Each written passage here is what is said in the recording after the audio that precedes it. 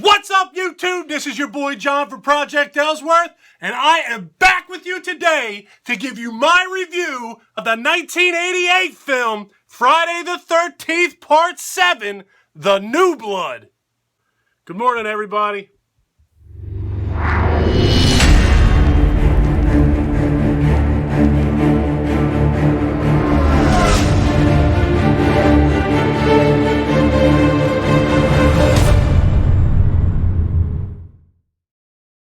If you're new to my channel and you like horror reviews, don't forget to click that subscribe button. I do a few of these every week.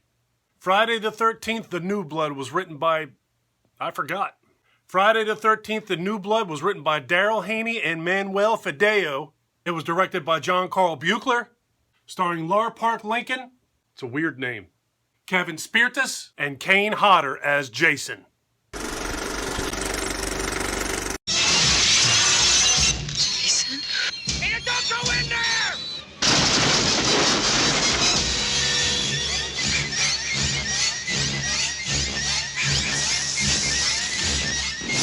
Friday the 13th, Part 7, The New Blood. So The New Blood begins with a montage of a few clips from the previous movies, and that montage ends with Jason chained to a rock and sent to the bottom of Crystal Lake. You know, the end of Part 6. So then we jump to a 10-year-old little girl, her mother, and her drunk father who likes to beat her mother. So one night when Dad's in the middle of whooping Mom's ass inside, Tina runs outside. She goes out onto a little dock out in the backyard, jumps in a boat, and makes her way out into a lake. Crystal Lake. Once she is a little ways out into that lake, Dad comes running out the house, runs up onto the dock, and yells to Tina to come back. Tina turns around, looks at her father, and says, "I wish you were dead." Quick little side note, this little girl has telekinetic powers, which basically means her wishes tend to come true. So using her telekinetic powers, Tina starts destroying this dock with her dad standing on it. That sumbitch gets all cattywampus. He goes through the dock and the dock collapses on top of him. See ya, Pops. So fast forward 10 years, and Tina is now full of remorse and full of stress over what she did to her father 10 years prior.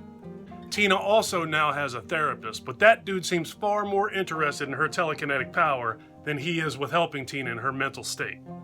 So one night, completely stressed out and upset, Tina runs out the back door and out onto the dock. They must have rebuilt that thing.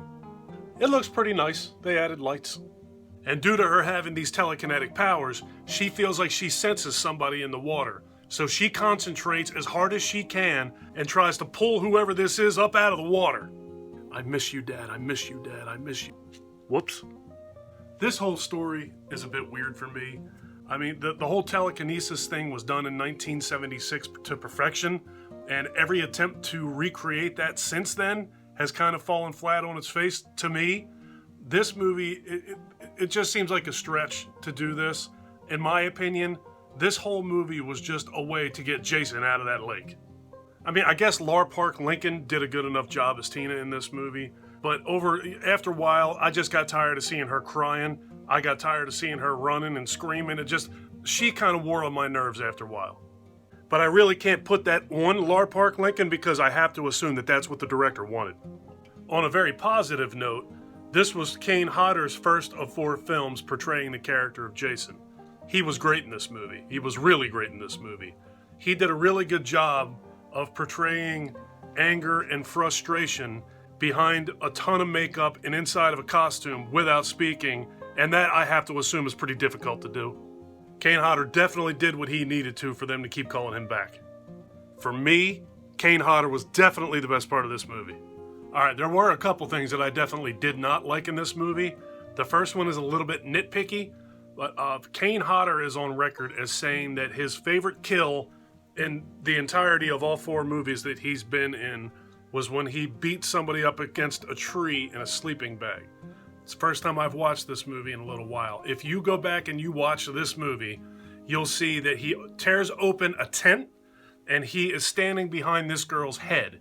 He grabs a hold of the sleeping bag behind her head, drags her outside, doesn't flip the sleeping bag around in any way whatsoever. As a matter of fact, you can still see her legs kicking on the other side of where he's holding.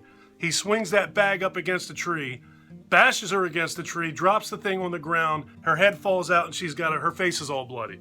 Well, that would be impossible because the part of her that he banged against the tree was actually her feet. Like I said, nitpicky. Another thing that I really didn't like here was one of the things that I think we as horror fans as a whole like about Jason is just the brutal kills that he carries out on his victims. He uses whatever he can get his hands on, and he uses just blunt force. In this movie, there's a kill where he uses a weed whacker with a cutting tool on the end of it. Stick with the machetes. And one final negative, but this one is not so nitpicky to me. This one's pretty big. This one is also a spoiler for the end of the movie, so heads up.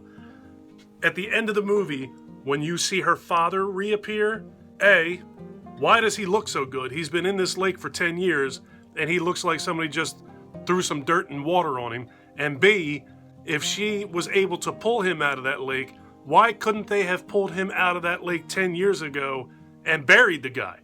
What the hell is he still doing there? So Friday the 13th, The New Blood. If I want to watch a telekinetic movie, I'm going to pull Carrie off of that shelf behind me.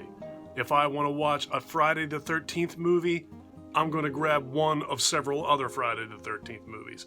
For me, this movie was just pretty okay at best. Have you seen this flick?